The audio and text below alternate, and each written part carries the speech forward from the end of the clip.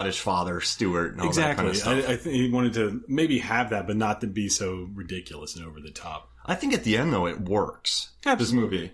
And another thing that I read that I thought was really cool. Did you hear about the dolly track that they were talking about? Yeah, they called it the one-eyed track, and that was whenever they laid down the dolly track, that's whenever he would leave the room, because he knew it was going to be forever. And they called it the one-eyed track because you were only getting one side. If you were going to shoot a real good comedy or a good comedy reaction, you'd have to see the entire person, deliver the joke, and then let the audience decide. Whereas when Thomas wanted to do, he just wanted to shoot it like a movie, which would be roaming cameras. Exactly. Yeah. And he called it the one-eyed track because then you wouldn't see both eyes of the person. But I don't know. Mike Myers is right, though. He is absolutely right about that. But I mean, some of his deliveries of the jokes, I mean, if you just kind of like plant the camera there and then have them go at it, it's like, is it going to work? I don't know. Yes, no, maybe so. I do think so. I actually went through and watched some of my favorite movies, Edgar Wright exception. But if you think about Edgar Wright, his camera's always moving, but some of my favorite moments in that movie are from a static camera shot. So when Andy drinks from, have you seen Hot Fuzz? Yeah. When that detective Andy has a mustache and he drinks Guinness and he gets it on his mustache, like both eyes are in that shot. Like, so they're saying to tell a good joke, you need both eyes. So Edgar Wright does adhere to that, but I watched my favorite scenes from Dr. Strangelove, where Peter Sellers is talking to the Russian president. He's asking him to turn the music down. And then the Russian president starts getting annoyed that they're about to get bombed. He's like, well, we didn't do it, Dmitri. But you see the eyes, right? And then in Royal Tenenbaums, when Luke Wilson, when Richie and Eli, Owen Wilson are talking, and their camera's panning back and forth to them, going, huh? What? And then there's those weird paintings on the wall. You get both eyes in that. And then I also love... oh man, what's the other comedy bit I love? But I guess that makes sense. You do want to have both eyes. You want to see a complete reaction. Yeah. Because then it looks like you're actually, you have a connection with the person who's delivering it. Mm-hmm. As opposed to just kind of like, if you have them turn to the side, then it's kind of, but is it funny? I don't know. I mean, you got to look at the other great comedy moments as well. With, like, Eddie Murphy's Nutty Professor. Yeah. I mean, the camera's literally just, you're right in front of them. And it's just kind of like, shot. But then again, you could take that the other way around with Quentin Tarantino when he always has his camera moving. Yep. With his 360 shots. I mean, Kevin Smith always just stuck the camera in one spot, but there's so much improvisation. Like, remember, I think Kevin Smith probably just didn't have the money to move it around. Or wherewithal. He had no idea what to do, and then he's like, "Oh, I figured out how to make a movie now." And then Mallrats, which I liked Mallrats. Yeah. I don't know why. Because it just wasn't Clerks. Then, does that make sense? Well, and he had to rush it. I mean, obviously, because Clerks came out in 94. He probably wrote Mallrats came out in 95. Yeah, he wrote Clerks in 3-4 years. Had all the time, not all the time in the world to shoot it, but he didn't have any pressure.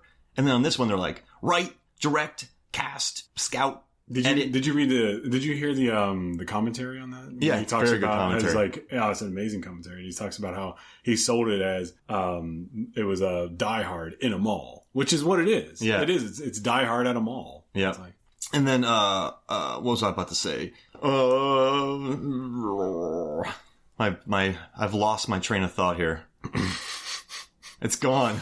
Well, the writer Robbie Fox, one of the first movies he did.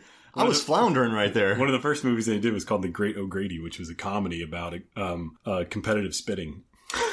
I thought that was just a fantastic idea, and I didn't get a chance to watch it, but I really wanted to. He apparently has won a lot of awards, especially for that movie, and then that's what kind of threw him into the limelight as this man who can write a comedy about something so ridiculous. And then after he did this movie, he followed it up with In the Army Now. Yeah, you wrote that. And what's Pauly Shore? I mean, that's a good idea. These two guys just join the military, the reserves, and then they get called on. I mean, that works as an Stripes, idea. Yeah.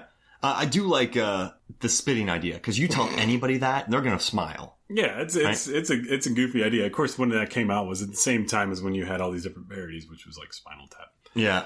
And that was a hot thing for comedy. Or like Best in Show, but that hadn't happened yet. And that wasn't for another 20 years, I think. 20 years? Best in Show was 2003? Somewhere around there? This would have, I think... when was Great O'Grady? I didn't write down the year, but I think it was mid-80s. Son of a bitch. What's the matter? but I was also thinking, see what you run by this, but so much comedy revolves on improv, so you can't really move the camera.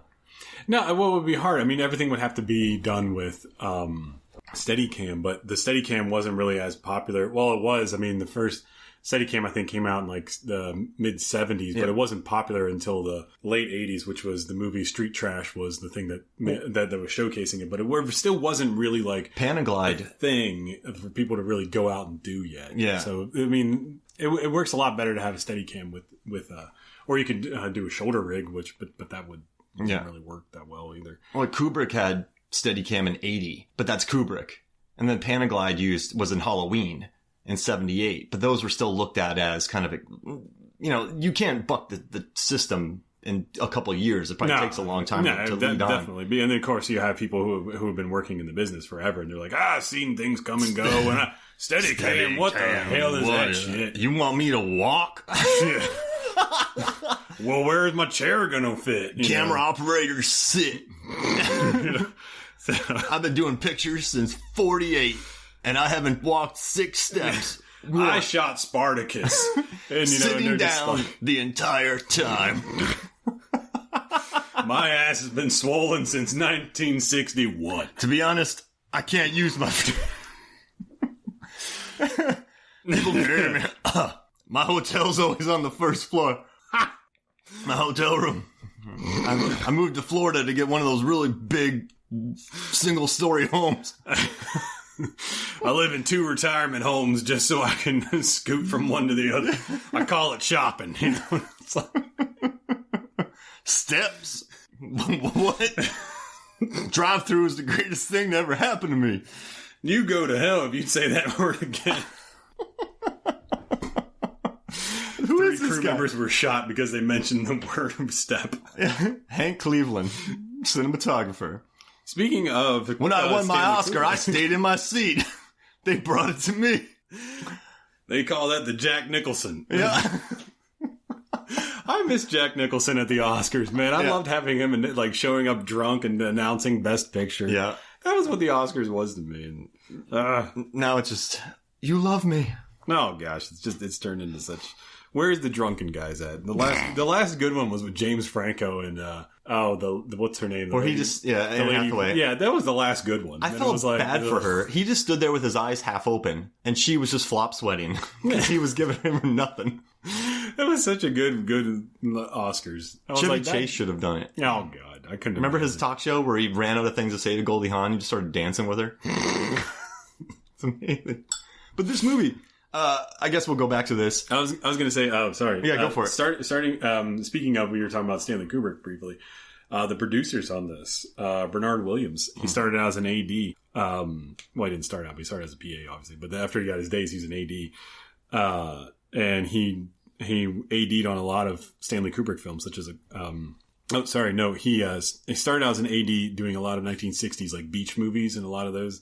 And then he switched to producing, starting with Stanley Kubrick movies. Jeez. So he produced A Clockwork Orange, Barry Lyndon, and then he moved to Flash Gordon, and one of my personal favorite movies, Dirty Rotten Scoundrels. What a nightmare. And he also AD'd on that. Really? Can you imagine being an AD and a producer?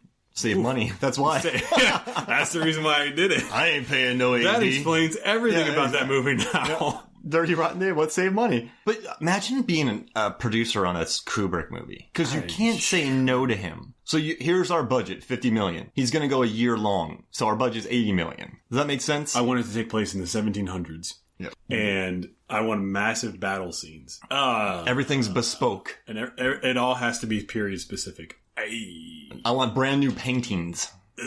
Yeah. It just sounds like you're being tortured. I want you to thaw out Picasso. Wait, that's not even the right time period.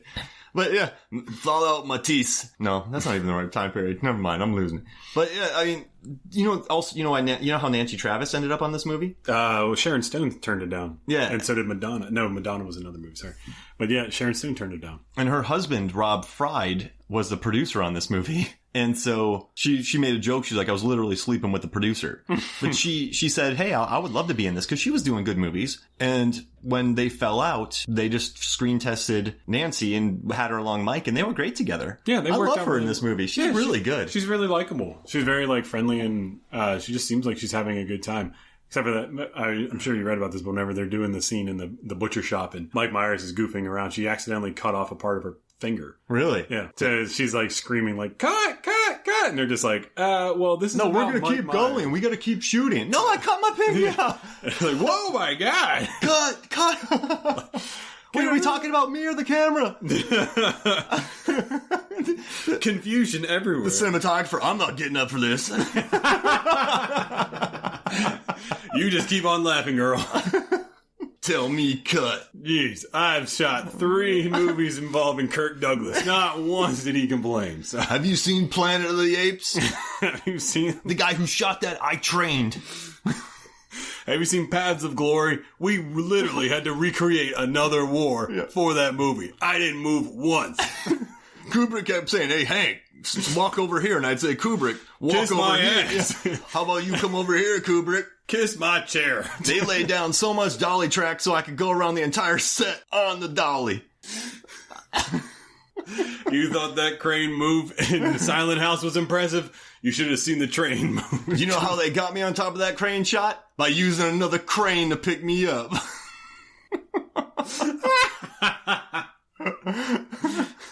We put Jordan out of business with how many cranes that we got, all right? You know those cranes that move at angles? They were developed because of me. Because there were only straight moving dollies when I was around. So they made these dollies that made circles. Because I said, I can't just go in straight lines. They were just picking up the track, putting it on the other end. Yep. And then we had 4 dolly grips. Normally 1 dolly gets 1. We had 4. Big budget. I used the same 4 dolly grips for 8 pictures. I still don't know their names. Steve, I think, is one of them. I just used to call him, hey, you. I just called them all Josh. Yeah. You should all be here at the same time anyway. Hey, Josh, give me a coffee. Which one? All 4. I want 2 cups and 5 creamers. What? Josh, you get the coffee, you get the creamer, you get the sugar, you get another coffee for yourself, for the 4 of you. And give me a Danish. Yeah. It comes from Scotland. Josh, you go get that Danish. Some haggis. Oh, my God. Hey, that brings us back in the movie. Yeah, we always got to bring it back. So what do you think about the beatnik poetry?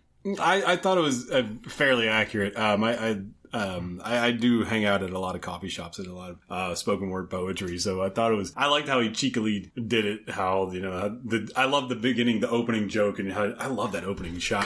That was Thomas Schlamm's way of saying, "There's no joke here. I'm going to go one take." Probably that was steady a great cam. Yeah, no, definitely. Well, so one take. That's a lot of work.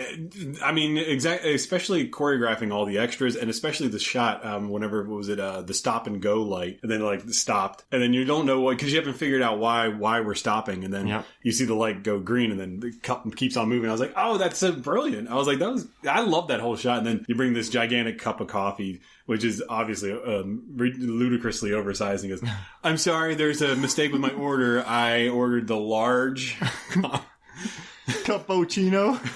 Hello. But I that shot though was, you don't see any more of those. Yeah, they really should have put more into that. I thought see Thomas really dug doing that. That was probably his favorite shot of the movie. And wait, I wish there was a commentary on this DVD. That way, I would have loved to have listened to Thomas talk about bare bones. Now, why was Anthony? I love Anthony LaPaglia's character in this movie, and I especially love him with Alan Arkin, and I love him with Brenda Fricker. Those are some brilliant scenes. But why was he dressed like Huggy Bear in the beginning? Just for a joke? I think that might have been just putting it as a joke, because obviously he doesn't dress like that throughout the whole movie. So maybe he was working. I thought it was just more of like a throwback to the Starsky and Hutch show, that maybe probably everyone involved in that show and the movie was probably big fans of it. Big fan of Starsky and Hutch. I mean, it was a massive show. So they had to throw in a line about Huggy Bear, which I was like, I thought it was kind of like a nice throwaway line. But it doesn't fit the rest of the movie because his character is not that guy. He's not an idiot either. I love how with Alan Arkin. Oh, he's so funny, he's like, man. Get your canola eating ass out of here. Tone it down with the racism, bring it up with a little bit of the sexism, and he's like, yeah, but I know. I love how it's like he wants his boss to be the stereotype. Yeah, he wants him to be like this boss that comes in there like, listen up, like throwing things around. Give me your badge. You already took it. You know, and it's like he wants that, but he's like, but that's not me, man. It's like. You know, I mean, I love how Alan Arkin is just like, look, man, I mean, a lot of the paperwork here, I mean, it's a lot of... Go to the commissioner. You gotta go talk to the commissioner. Yeah, he's like, it's like, see, the thing is, I don't talk to him. He's like, that's not my job. I don't talk to him. I talk to a committee. And then he tells, so he's all